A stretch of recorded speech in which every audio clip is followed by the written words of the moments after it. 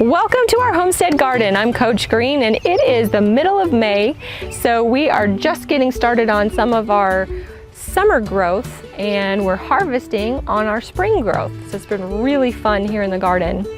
Very excited to be harvesting peas very soon and green beans very soon, and the tomatoes are just getting started. We do the raised bed gardening system. I feel that that is the best way to garden. So I've tried it many different ways. Container gardening works well too, but the raised beds just give you that control over the pH of the soil, the drainage of the soil, what type of soil that you put in there. It just makes it so much easier. We also, on this side, we have our sweet potato bed, which is a designated sweet potato bed because the sweet potatoes need a little more depth.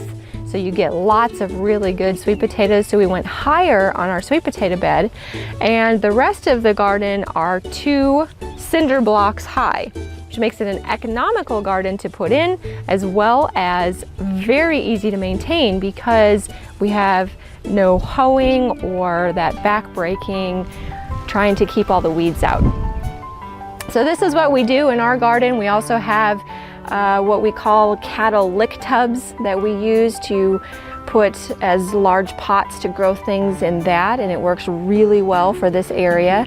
So in our lick tubs we have various tomatoes and summer squash. We have our zucchini and our summer squash in those, and this year we're trying a new variety of corn which we found as a hybrid variety that is a container corn. So we'll see if it's a good sweet corn. You'll have to stay tuned. We'll keep you posted on how our corn turns out as the season progresses.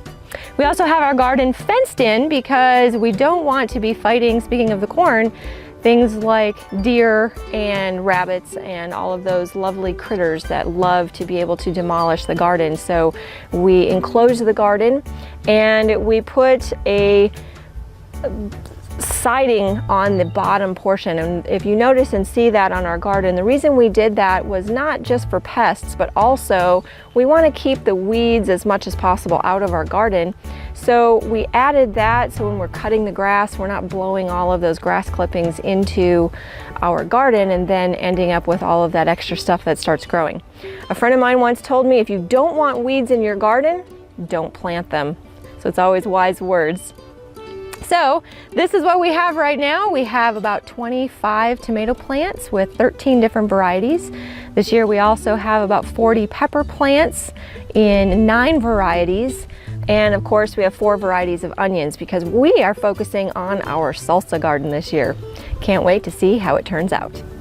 If you would like to learn how to make your own salsa, be sure to check out our website at healthyhomesteadliving.com, where we have our Preserving the Harvest Academy. Now it's only available at certain times of the year, so be sure to check it out, and then if it's not available at the time you're looking, get on our waiting list because it's a great program where we teach you everything you need to know about how to preserve your harvest, from canning to freezing to dehydrating and everything in between.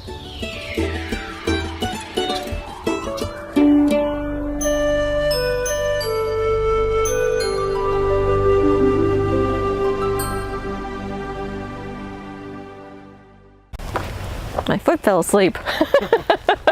Oh, are you recording that? Never.